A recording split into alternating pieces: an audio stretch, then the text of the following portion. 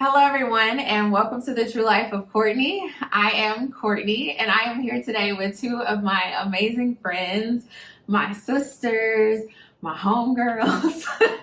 I have Jessica and Jayne. Y'all want to say hey? Hello. Hey. I'm very excited to have these two ladies here with me today to record the first segment of Tru Life Conversations. I created this segment on my blog to create a space for people to come together and talk about different life topics, the things that matter and the things that may not always be easy to talk about. And so it is my hope that through Tru Life Conversations, we come together and speak our truth. We come together and heal and grow. And we also inspire the next person to do the same. Okay? So I have 3 requests of each of you as you participate in Tru Life Conversations. One is that you do it anyway. I know that tough conversations can bring up anxiety, it can bring up fear, but I ask that you do it anyway, push through that fears, speak your truth no matter what, and just let it flow. Okay? That's the first request. The second request is that you be true, keep it real, be true to yourself, be true to your experiences. Don't come on here lying. And painting a picture that everything is pretty, because we know in reality life is not always pretty. So just try your hardest to be your authentic self. And then lastly, just have fun. How does that sound? It sounds like have some anxiety and have fun at the same time. Sure. Yeah. Alrighty, so I am going to introduce today's topic. Today's topic is, am I bitter or am I tired? Okay, so I will warn you that this could be a triggering conversation, and so just be mindful of that as you listen. But we are going to talk about single parenting. We're going to talk about single parenting. I'm gonna just say that. And I have 2 of my friends here who are both single parents. Both are parents to little girls that are amazing and have changed my life in many ways. And so I'm gonna kick it to them to introduce themselves. How about Jayne? Do you want to go first? Sure. Okay, so hello everyone. I'm Jayne, I'm Jayne, 30 years old, mother to Harley. She's 3 years old. And as I was just talking to Jess, we have what I would consider some powerhouses. So once we get further into this conversation, y'all will understand. But yep, looking forward to discussing all of this. Oh, what were my circumstances when I had her versus now? I tell everyone that I'm just thankful that I chose life. I could have chose life, or I could have chose the other route, especially because I was in a very, very dark place in my life, and adding a child on top of it was just a lot. So here I now, 3 years later, I'm thankful that I chose life, and really, truly, no doubts about that. So, as we go further along, we'll discuss that more. And did I ever envision myself as a single parent? This was not the script at all. This was not the plan. I question God a lot about this because, everyone always asks me, Jayne, why don't you have kids? Because you love them so much. And I used to always say, I don't want to kill anyone's son. So, no, I didn't envision it. Not this. All right, take it away, Jess. My name is Jessica. 32 years old.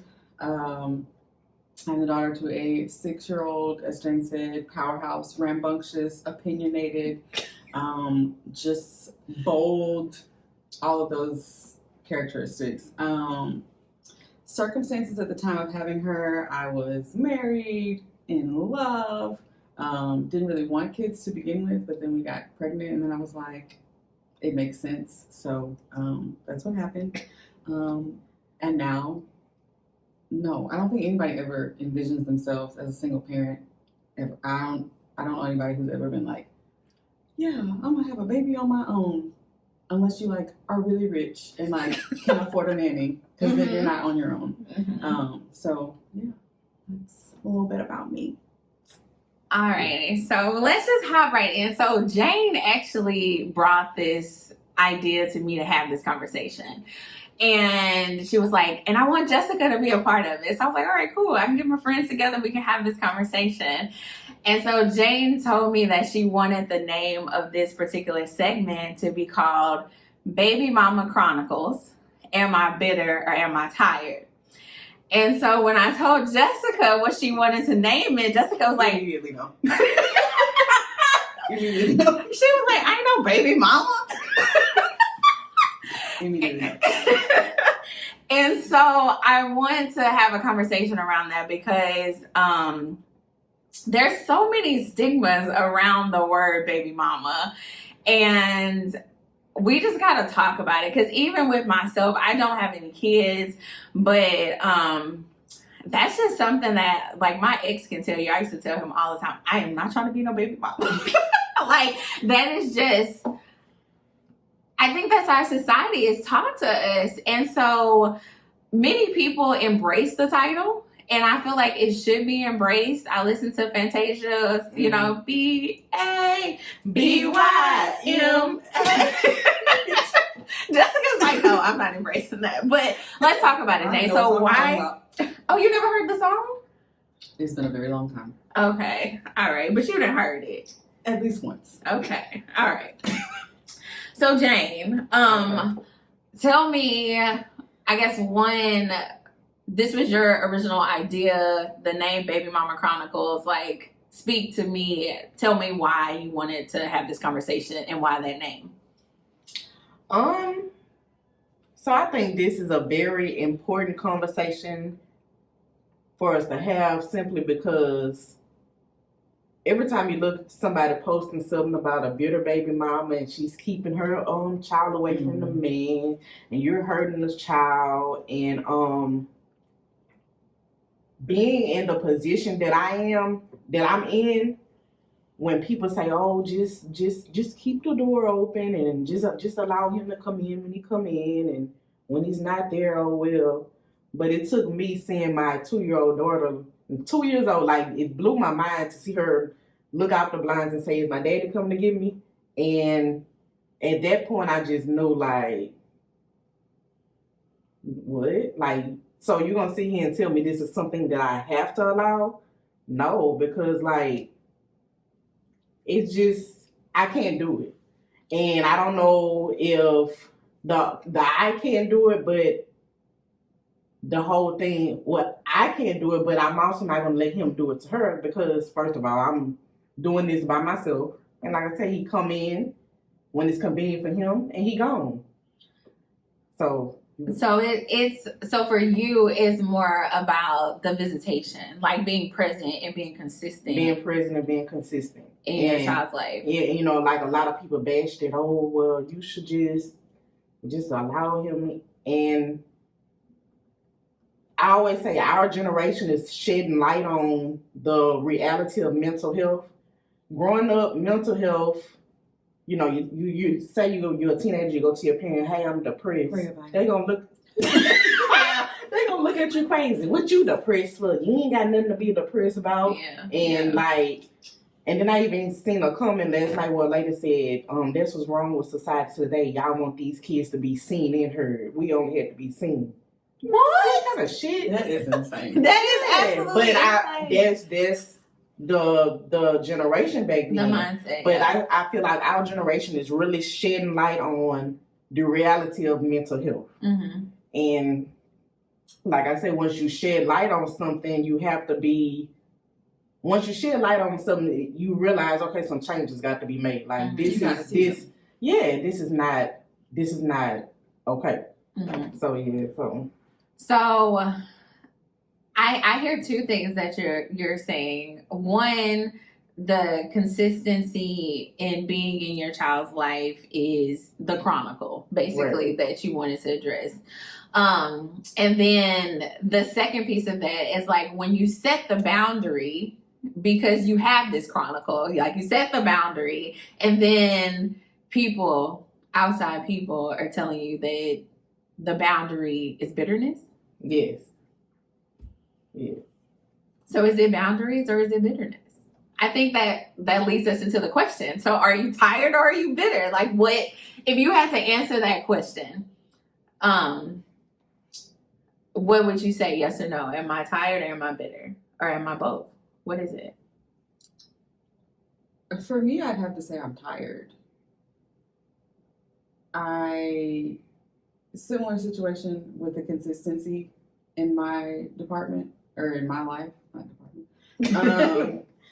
I just switched out of work mode, so, in my life. And it's not fair to them. It's not fair to drop in when it's convenient. It's not fair for them to be like, well, I haven't seen my daddy in 6 weeks, but he said he was going to call last night. Like, and it's hurtful as a parent, because you're like, damn, like they didn't ask for this. They didn't ask to be here. Or like the least you could do is show up consistently. But I am one of those people that still has the door open. So I wouldn't say because I'm leaving the door open that I'm tired and you're bitter. I wouldn't say that. But for me, I'm just tired. Mm-hmm. What's your answer? Okay, so now, to a sense, I understand what they mean by keep the door open. But with keeping that door open, I also have to focus on what's best for her right now. Mm-hmm. I know my child. I live with her. I'm living this life. Correct. Day in, day out, I see behaviors. I see stuff that I have to correct to make it better for us. And I realize I don't have to block you. I don't have to do all that because fuck you don't call. So I don't have to block you. So in that sense, I don't feel like I have to block him anymore in life. But as far as, let me talk to my daughter. Your daughter hasn't talked to you in a year. So after this, talking to you, like, how long are you gonna be here? Mm-hmm. That's always the question, because the pattern with him over these 3 years, the longest he's been consistent is like almost a week. And like out of 3 years? Almost a week, then he disappeared for months at a time. Pop back in, and at first when he'll pop back in, of course I'll let him talk to her. He'll pop back up down here because he had moved to Tennessee. I'll let him see her. But as she got older, more understanding, like, no. So the door is open as far as you being in contact, reaching out, but like I said, I don't have to block you because you already are doing what you should. Right. Yeah. You didn't answer the question though. So are you bitter? I'm tired. I'm beyond tired. And I knew I was tired last year. And when you're tired, like they say, when you get sick and tired, then the change will be made. So I had to make a change on my part because I was extending too much energy towards him. Mm-hmm. Which from the outside, people may have considered me bitter, but I was very emotional, but I was still in a logical frame of mind. Like I was still thinking logically, although my emotions were speaking louder. So I'm definitely tired. I had to release I've had bitterness towards him. I can't say that, but to identify anything, like identify me as bitter, I'm tired, not bitter. So my question in that is like, I feel like we look at bitter as such a bad word, but can we give ourselves permission to be bitter and tired at the same time? Because like, I can be resentful. I can be mad. Like I can be upset because that's what bitter is. Right? I actually looked up the definition of bitter. It says, where is it? Anger, hurt, resentful because of one's bad experiences or unjust treatment. Okay, well, I'm glad you brought that up. No, for real, because I'm glad you brought that up. Right. Like I said, those up until around December of last year, I was in a very bitter space, especially because I was overwhelmed. Mm-hmm. And your help is already at minimum. overwhelmed, and I'm New doing age grandmothers. and I'm I like, love you, Mom. I'm like, I'm doing this day in, day out. I'm fucked up mentally. Like, I can't get any balance for myself, and I still have to show up as a mother. Mhm. Regardless of what I'm going through, regardless of what I'm feeling. Like, I'm over here, like, just, it's dark as fuck. And I still have to show up and be a mother. And it was getting in the way of me being a mother. I was becoming very angry towards her, very impatient. And I got to the point like, okay, no, this is not the mother that I want to be. I can't be this mother. This is not what's going to be of me and my daughter, because the bitterness can consume you. It can. So now that you shed light on that, I've carried a lot of bitterness, but I won't allow it to consume me.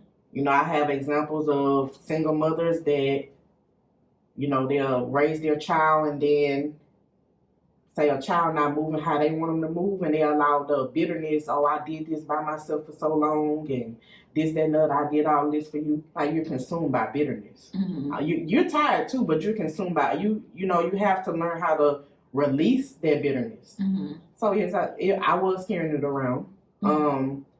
I'm still a bit angry towards him, but more than anything, I'm tired of the lies, tired of the cycle that we don't have to go through. Like, this is not necessary. This does not have to be the reality. Right.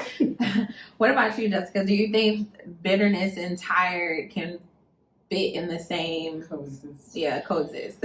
So, as we're talking through all of this, it really makes me realize, especially to Jayne's point, that you do carry around some bitterness, you do carry around some resentment. And I, like her, also carried that around for quite a while, at least the first 4 years of her life. And it wasn't necessarily getting in the way of my mothering, but it was hindering my personal growth and, my own mental health. And with releasing the anger and the energy, I'm still tired, but it's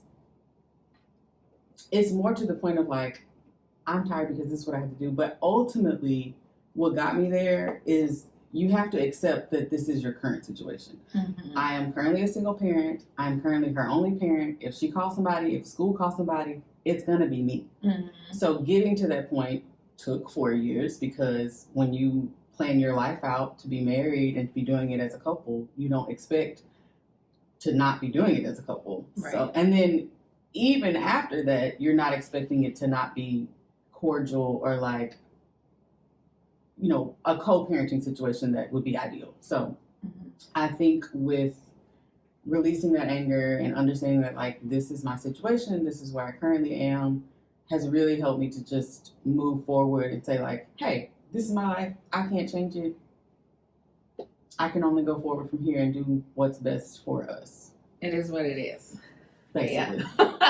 I mean, if it all boils down to one saying, then yes, it is what it is. It is what it is. Acceptance is definitely very important. Mm-hmm. And it's hard. It's hard.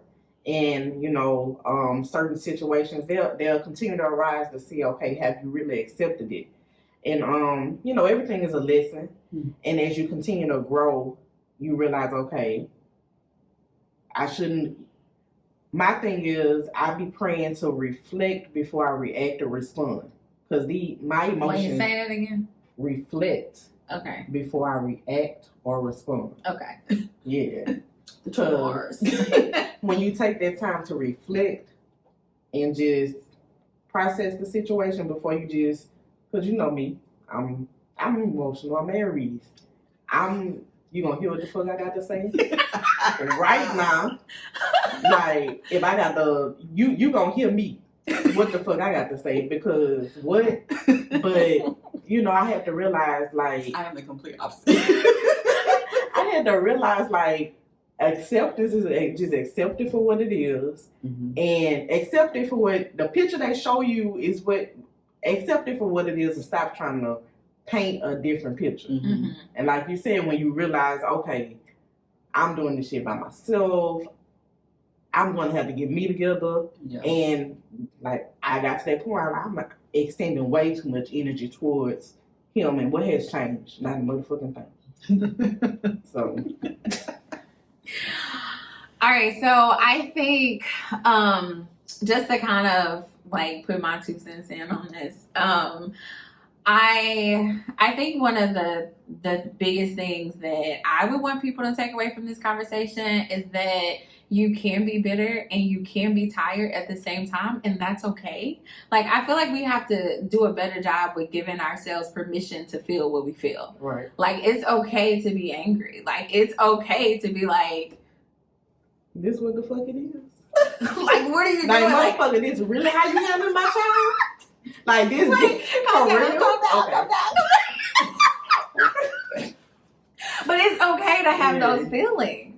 But I don't think you should stay there. You don't stay You there. can't stay there. You don't stay You there. I'm can't not stay there. advocating for you staying there. No. You don't stay But there. I feel that so many times, like, we have those feelings and we just be like, no, I can't feel this way, or I gotta stop, or I can't feel like I'm being bitter. And it's like, no, this is real life. Like, it's okay to feel let down. Like, it's okay to feel angry. And I feel like we just have to, it'll help us accept things more easily when we just say, you know, this is my reality and it makes me angry. Right. And that's okay. I think bitter also gets a terrible rep, whatever.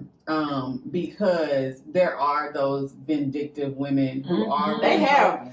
who are withholding their children. The daddy's paying child support. The daddy trying to show up, and like you still stuck on the fact that y'all not together. That you're putting your child at risk for like not having a father figure. So I think bitter is where that comes from. Yeah. And then It's it a just fine gets line. like a thrown on top of all single mothers. And Right. it's like, no, not the same.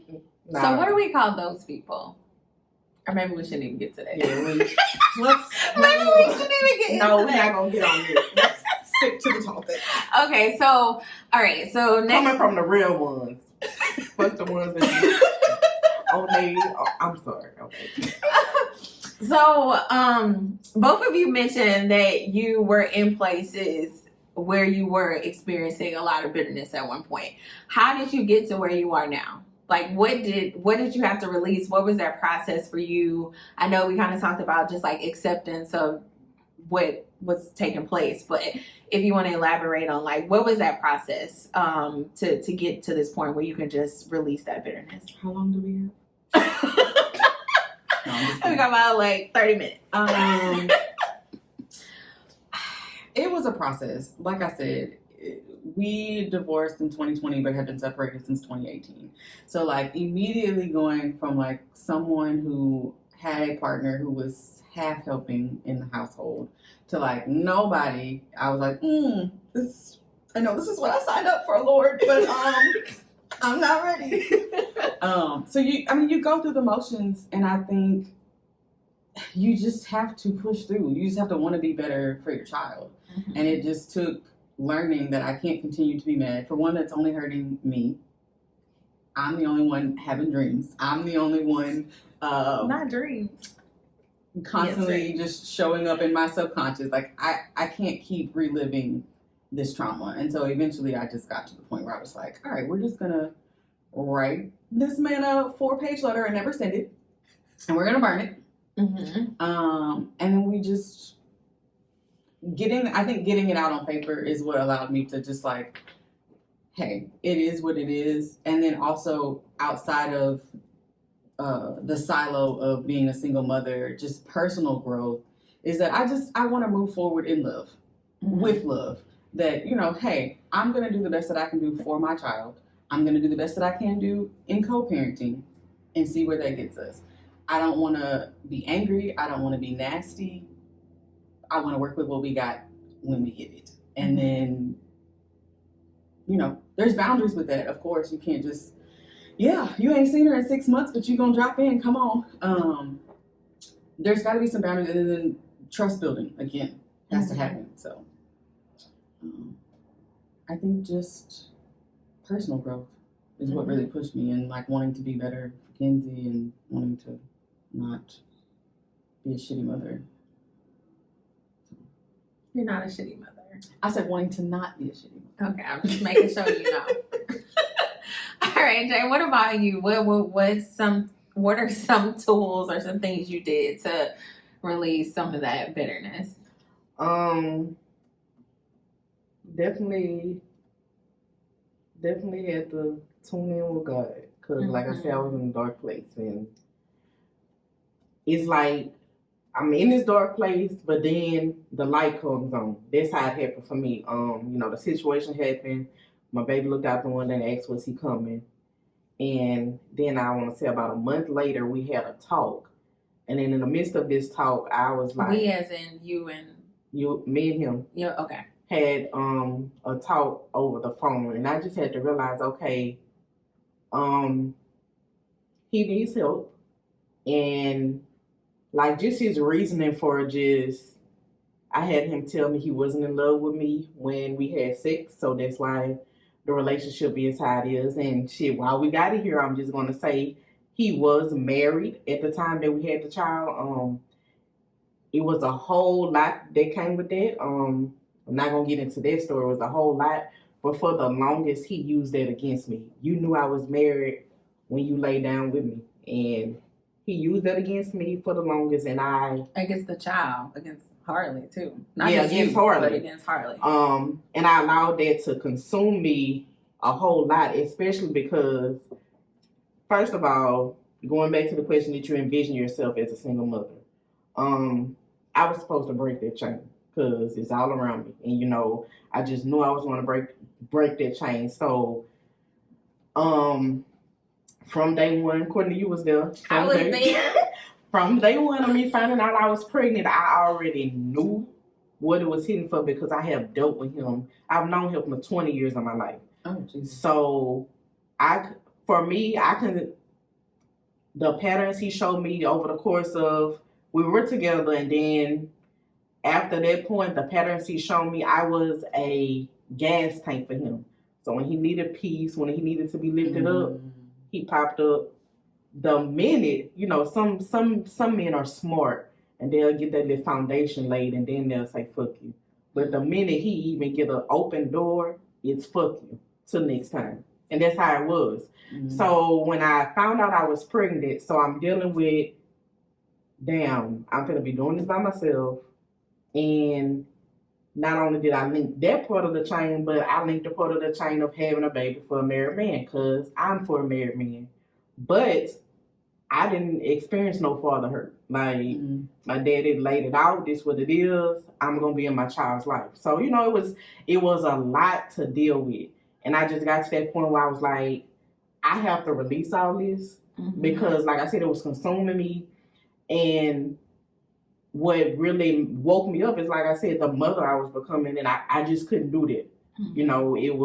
I just couldn't do that. So, like I said, the talk kind of just flashed the light on it. I'm like, okay, he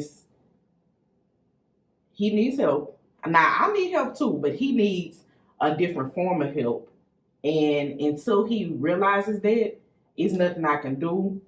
And I go back to what Mama told my godmama, Nora, she told me, you can't make a man love a child. And you really cannot make a man love a child.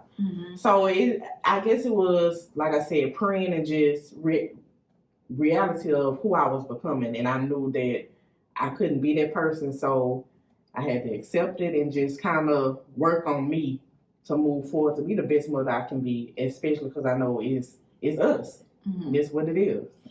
So tell me if I'm hearing this correctly. So it sounds as though like a lot of, or some of the anger that you were feeling was simply coming from this process of trying to make him be what he needed to be. I extended so much into him, begging, pleading, trying to send pictures, look at your baby, and cussing him out, calling him all kind of shit.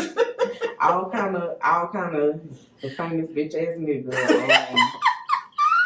Just reading him his rights. Reading him his rights. I did a whole lot of it. Like, you talking about 4-page, write a letter and burn it. I sent him a 4-page. Jayne was writing the letters and sending them. I sent them 4-page, 5, 6, 7-page letters. And, I just realized all that energy I was putting into him, Mm-hmm. I could have been working on becoming a better mother, working on, okay, this needs to be healed within me. I need to let that go. I need to let that guilt go. I need to let that anger go. I need to let that hurt go. Mm-hmm. Instead of just trying to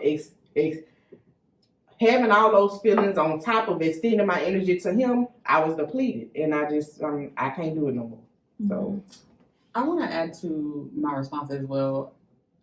A lot of change also came when I was doing my personal, and it's because when you're on your personal journey and you're trying to heal, firstly, all that shit on Instagram that make it look cute, it's not. It's at not. all. It's not, child. It's a lot of tears. It's a lot of like, what the fuck? Sitting on the middle road, Indian style. Yeah, in the middle of the road. That's what it make you do. Okay, I've never sat in the middle of the road, but I have fetal position in my bed. Mm-hmm. Mm-hmm.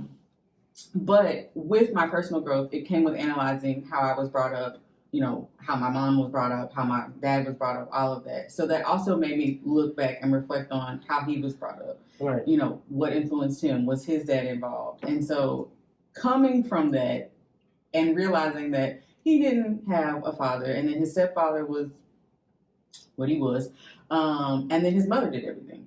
He was a mama's boy, which there's nothing wrong with it. But when you grow up and you have history of being led and, you know, nurtured by a woman, you see that it's okay. You're okay with that being okay. And so I think some of it, he was just like, well, my mama did it, so she could do it. So she could do it too, yeah. Right. And so I think coming to that realization in my journey of healing, I was like, well, he's always going to think that it's fine because that's how he grew up. And until he starts to break those chains, it's nothing. there's nothing I can do. Yeah. Right. Yeah, that generational piece is It's a lot. It's strong. And it's deep. It's a whole conversation for a whole nother day, but a lot of the times, and it's so sad that we end up living out our parents' lives. Right. And it's lessons. But I'm proud of our generation because I feel like we finally learning the lessons. We learn. That's why I say. Because we refuse. Yes. We're to the point, I think our generation is to the point where, like, I am not raising my child how I was raised. Yeah. Not to say that we were raised terribly, not to say that we had horrible childhoods, because, you know, when you start using them big words like abandonment and like trauma, the older generation be like, oh my God, I ain't nobody over here. What? Exactly. You got to talk to them in small words. Right. When you use them, they be like, never did I. But like you did. Just, you did. You did, but like, you're not taking the time. You're reacting right now, and you're not taking the time to understand what I'm saying and realize that these words aren't as scary as they sound or as that people make them to be. Right. But where was I going with this? I don't know. We're talking about the generational stuff. So we're to the point where we're like, we don't want to. I'm telling you. Mm-hmm. I want my child to have as less generational trauma as possible. Like, there's of course things she's gonna have to heal from because that's life. But I don't want most of it to be from me. Right. I don't want you to have to heal from your mama. Yeah. Right. Let's not. I don't need you to have a mother wound. Right. This is actually making me think about. I actually just recorded a reading for my tarot channel, and it was talking. Go check that out. It was talking about how a lot of the times women, we lack empathy for our partners.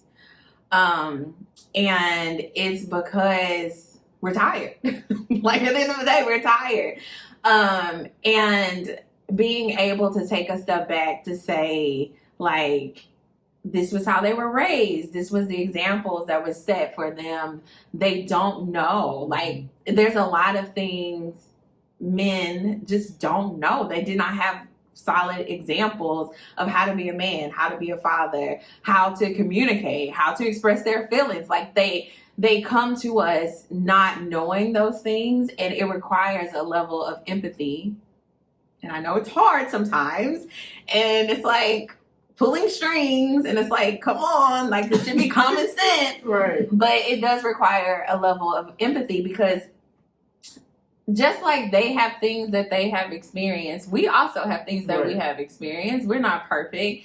And so if we would want that same level of compassion and understanding, then we have to, like, meet them halfway. Show what you want. At a certain extent. And so I'm not saying, I just want to add that in there because Jessica's face looking like, what you talking about? Why are you looking like that? No, because my thoughts are, because as you're saying this, I can see the Instagram comments that are like, well, that's why, because you chose your partner. You laid down with them. You knew what you was doing. And yes, to an extent, I did choose my partner. I was married to this man. You don't know how someone is going to react because never in a million years did I think, oh, if we get divorced, would he decide to like step out of his child's life and be present when he want to be present? Mm-hmm. And then it's delusional because he'd be like, I'm a great father, but that's another story. See, that's that bitterness. It comes out every now and then. But you know who your partner is, and then you don't. You never know how someone's gonna be, and like exactly, you've seen the patterns, and you know, and you are helping. I think that works both ways in a partnership. You should both be healing and helping each other. But yeah, you don't know till you're in it. You don't know until the shit hit the fan. Alrighty. Yeah. I knew. You feel like you knew before? Okay, first of all, I was never supposed to lay down with him anyway. Like, but I knew Courtney, that's why it was, okay, do I abort this child or do I have it?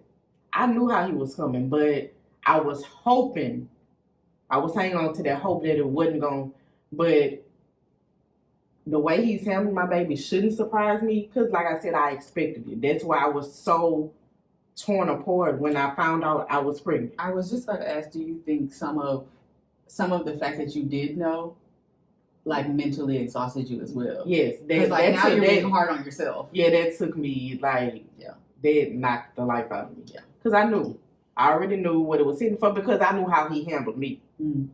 And that's exactly what it is.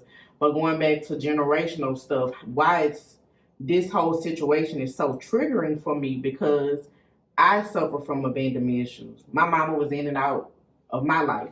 And, you know, I speak on that all the time. There's a very big testimony in my life, but what it was, the in and out, messed me up to this day. Stuff that I still need help with getting past. Like, how do I get past this? How do I successfully deal with a healthy relationship and not allow my abandonment issues to.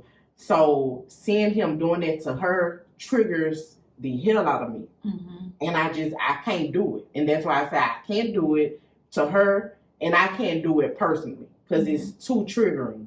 Like the in and out, can't do it. Like, because I know what it did to me. So what are we doing about these triggers? Like what are our coping mechanisms now? We're in this is our reality. Well, I can't put myself in it. This is the reality of the situation. And so when you get in these moments where you're angry, where you're upset, where you're mad at yourself or you're triggered, like how are you guys coping? What advice can you give to other people who are trying to find a way to get through those moments? Tough question, huh? I'm definitely going to say, going back to what I said, reflect before I react or respond, because just from December to now, what month is it? October. Yeah, just from December of last year to now, I've seen so much growth within me. Even in response to when it comes up like, damn, like, are you still alive? Like, you know, I ain't heard from you. So when that happens, I find I used to send myself in this whirlwind, but now I'm able to just kind of redirect, you know, tune in, speak an affirmation or something like that. And I've seen so much growth. And even like a situation happened recently dealing with him. And of course I cussed him out, this, that, and the other. But we gotta work on this cussing people out, Jayne. We gotta work on it. We gotta work on it. Notice I said I know I need help too. I need a lot of help because look. So, but usually I just be. First of all, he disturbs my spirit. You know, I reached out to him trying to make sure he was okay, and it just disturbed my spirit. But just reflecting before I react or respond. Okay, Jayne. And then this the talk I had with myself. I said, Jayne, you know what you're dealing with. You know who he is. You know what he's dealing with. Like, he deals with a whole lot of trauma. A whole lot of trauma stemming back to being adopted and all kind of stuff. Like, a whole lot of trauma. So you know what it is. Why did you even go back to extending that energy? That's exactly what I was about to ask you. Why are you even checking on him? Exactly. But even extending the energy too. And when I checked on him and he was checking in 2-3 days like you do, I constantly was tuning in with God. Okay, help me in my emotions, God. The minute I stopped being intentional about it, I responded by my emotions. But saying that to say, just the growth from then into now, I'm able to self-reflect and be like, okay, Jayne, that was on you, because you know what it is, you see the picture, and you keep trying to paint a different picture than what it is. So, I had to self-reflect, but I just, like I said, my biggest thing is to reflect before I react or respond. That way I'm being intentional about how I'm putting my energy out, intentional about even feeling a type of way that you're behaving as you have behaved the whole time. So. What about you, Jess? I think since getting over the hump of the resentment, the hurt, the bitterness, and, analyzing the situation and being logical for what it is, this is how he was raised, this is what he's used to, has really, really allowed me to move forward, allowing him grace and empathy. Right. That, most people will be like, he don't deserve that. Are you making excuses for him? I hate that word, excuses. Yeah. Like, we have to understand people. But anyway, go ahead. Exactly. And I can't keep holding on to it. I saw what it was doing to me physically, mentally, emotionally. I was like, I can't. So at this point, I try not to allow any of that to trigger me. And lately, it hasn't. She recently had a birthday, and she also recently has a half sister. That was a fun experience. But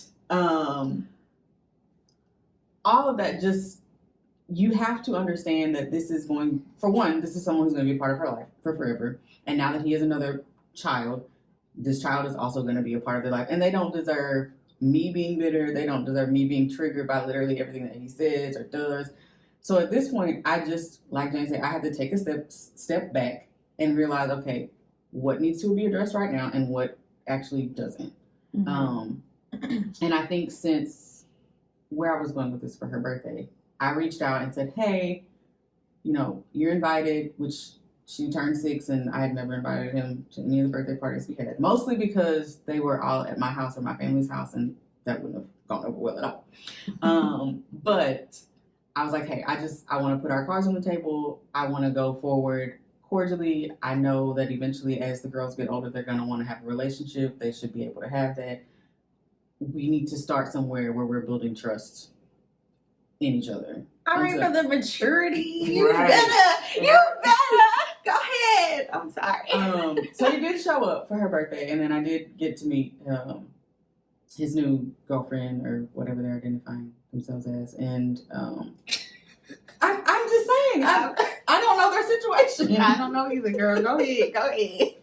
I don't mean it negatively. I don't know their situation. Some people just, Yeah, I know. I'm sorry. Go ahead. So I got to meet her and their new baby, and Kenzie got to meet her, and they had a great day at the park and all that, or at the zoo. And I can't just continue to be mad, because that doesn't hurt him. He doesn't care. That he doesn't feel that. I feel it. Right. And yeah, I had to let it go. It sounds like you both got to a point where you're like, I got to do this for me. Right. Like, I got to let go of this for me. Right. I can't live like this. Like,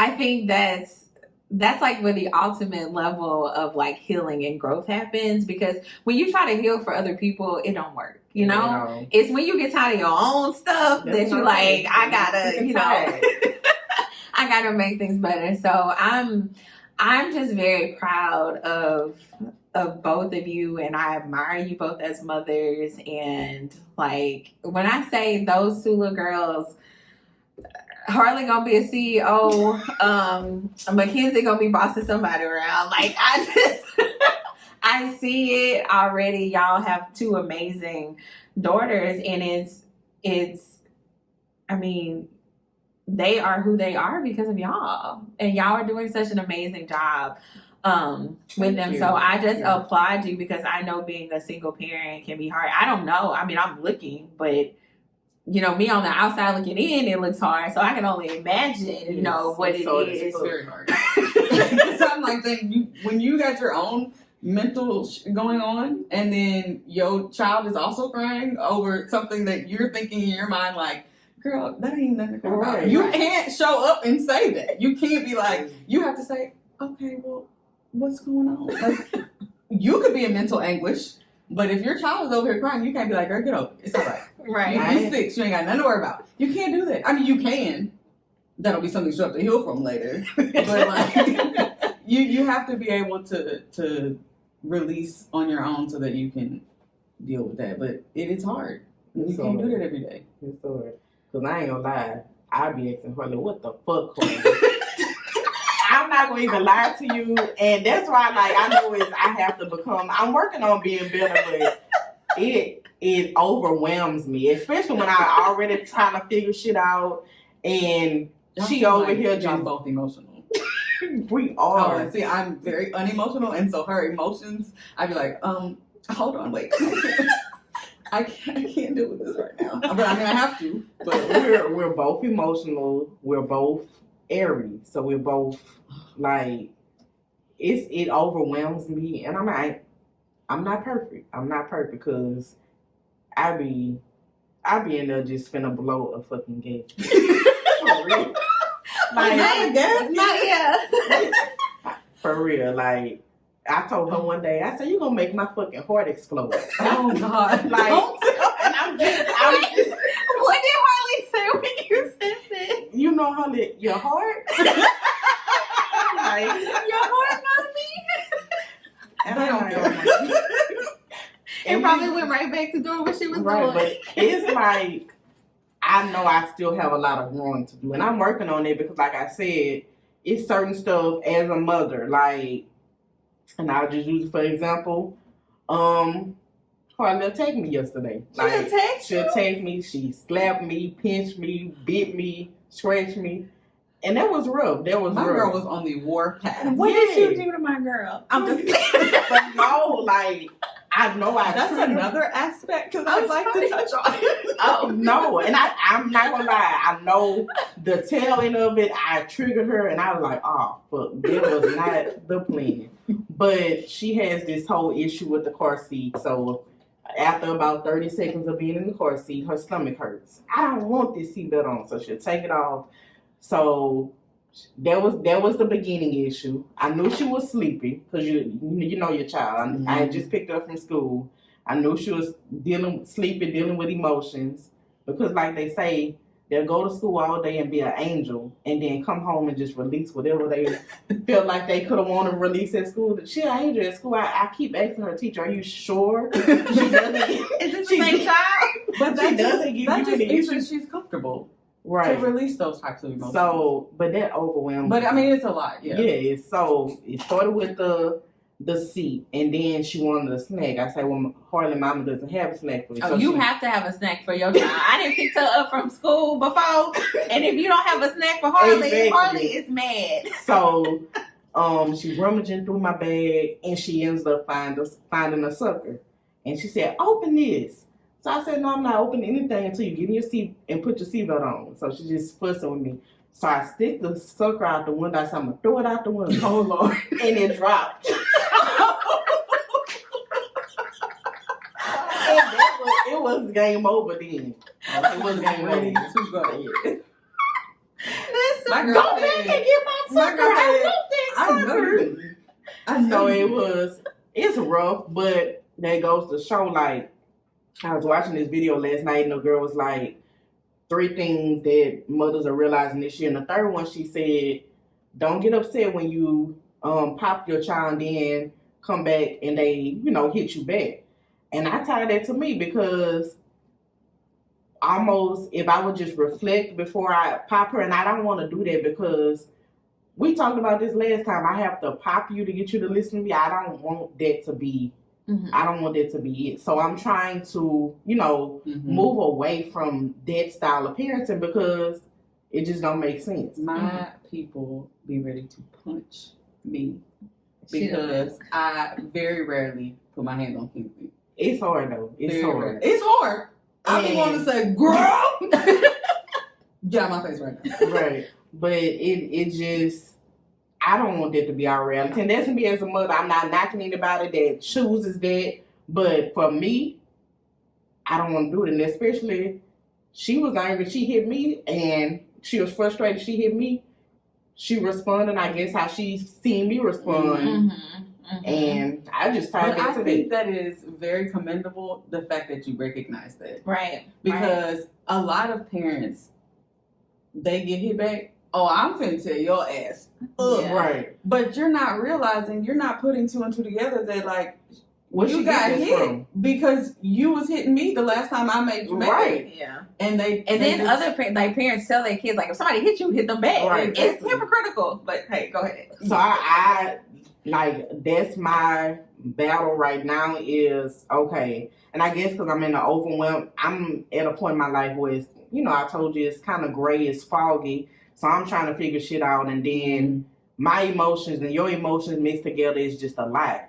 And like I said, I'm just realizing, okay, the spank and the whoopings, we have to figure out a different way. Yeah. I have to set a better example for you of how to handle your emotions, how to release your emotions, and, just continue to talk to us. So as a parent, like I said, I don't judge nobody that do it, but I want to get away from it because it's just, I got to hit you to get some respect. And I don't want my child to be scared of me. I want her to respect me, but I don't want her to be scared of me, Yeah. So y'all, I feel like this has been a great conversation. How y'all feeling? I feel like, yeah. Awesome. So I'm going to kick it to both of you guys to do like a moment of truth. If there was something that stood out to you from this conversation, any advice or encouragement you want to give to single parents that are out there struggling with dealing with kids who have strong personalities, or baby fathers who are not active in their lives, or who are struggling with bitterness and being tired or all of that stuff wrapped up in one. What advice would you give those parents out there? Whoever wants to go first. I'll go first. For one, I want to say two things. One, like Jayne said, I respect parents who do what they do. Like, everybody raises their children differently. And especially if you're a single parent, this shit is hard. I'm not going to judge you because you choose to put a little Timmy in time out. It's penitentiary hard. Jayne said she's serving time. 18 years. And I, if that's what you do, that's what you do. Do I necessarily agree with it? No, but that doesn't mean I need to judge you and look at you differently. You're doing what you think is what's best for your children. I'm doing what I think is what's best for my children. So I will say that. And then also I want to say that I think collectively, while me and Jayne have both done some healing and been on our own healing journey and learning, we're still not perfect parents. I want to put a big old slap on this post that says we're not perfect, okay? We do things that we're not proud of. We lose our patience. We get emotional. But with that, your child is also able to see that you have emotions, which I think our parents shielded us from a lot as kids. That, my mom wouldn't cry in front of me. But if I had any advice for single parents, it would be to start healing yourself. You can't you can't move forward to help your child, to be there for your child, if you're not healing yourself. And you need to actually do it, not pick and choose the things that you want to. It's uncomfortable and it's not fun. And you got to look in the mirror and be like, damn girl, we really shouldn't have handled things like that. Or this is a pattern that I'm noticing and it's not how I should be responding in the healthiest way. So do yourself and your child a favor and start that. And then I think as you start doing that, you learn more to deal with whoever your co-partner or the other parent is. Mm-hmm. Because you're able to say, look, I didn't address this. I can't make nobody do nothing. And I know other people's situations are different. They're abusive or like, you know, there's a different realm of things. But I think once you start healing yourself, it helps you to kind of deal with the other person. Mm-hmm. And then also just realizing like, I just have to do what's best for my child. And sometimes that's, nah, bro. That's not, bro. Nah, bro. I'm not gonna do that. But I mean, it's different for everybody. Yeah. Patience is key. Yeah. All right, Jayne, your moment of truth. So what would my advice be? Like Jess says, do what works for you. Do what works for you. And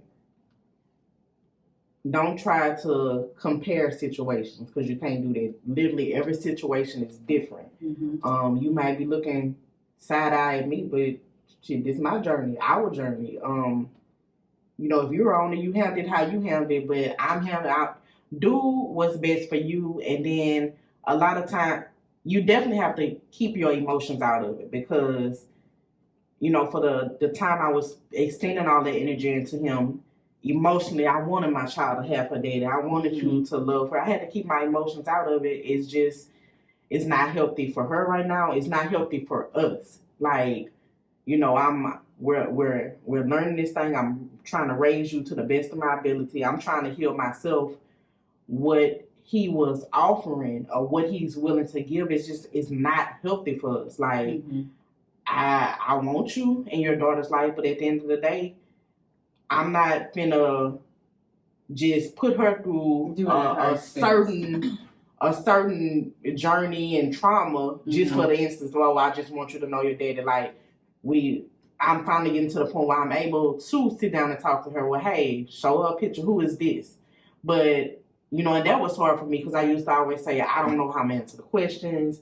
I don't know what to say. And at the end of the day, that's your daddy. But at the end, I can't allow what he's offering is just not going to work for what work for my child. You know, like I said, do what works for you. This is what working for me. And like I said, don't compare. You can't compare. So I would say that. And just piggybacking off of Justin, you have to heal yourself. You have to check yourself. Definitely apologize to your child. Let them know what's going on. Talk to them. Like, I let Harley know, Mama, sorry, I shouldn't have handled it like that. But I was overwhelmed. You know, when you do this, and you know it's hard, and I don't know how to, you know, apologize to your child and just heal, apologize, and just continue doing the best you can. Show up for them the best you know how, and focus on what you can control. And the only thing that you can control is what you're doing, how you're coming, and how you're showing up as a mother, and let go of what you can't. You know, let go of it. We're talking about it like that's really easy. It's not at all. But in order to move forward, you know, without being so angry, so resentful, you have to keep moving forward. I feel like this was so beautiful. So just I wrote down a couple of notes here as you guys were talking. So I think to kind of sum everything up, and correct me if I'm wrong on any of these points, I think it really starts with accepting your reality. You have to accept that this is what it is. This is the situation. And for some of us, we may need to, or for some of you, I keep saying us, and I'm not a parent. And I mean, I applaud all the parents out there, and I'm not like saying I'm not a parent, like in a, anyway, accept your reality, forgive yourself. Oh, if you need to forgive yourself, for making whatever decisions you feel like you shouldn't have made or any of that. Forgive yourself. Be intentional about your own healing. Forgive others. Set boundaries that work for you, and then quiet those outside voices, because sometimes we set boundaries and then people express their opinions and then we second guess ourselves. But set boundaries that work for you and quiet those other voices, and also just remember empathy and grace. Right. Yes. For all parties involved. For all parties. All right. Well, thank you, Jayne. Thank you, Jessica, for coming. The first conversation in Tru Life Conversations. I hope that it was healing. I hope that it was inspiring, and I hope that you take something away from it. If you enjoyed this conversation, please like, share, subscribe, and I look forward to having more conversations of this nature. So thank you guys for coming. You're welcome. Bye, y'all. I think it went well. It went really well. It did. Yay. Maybe I can talk about that for another hour. Good. To 12.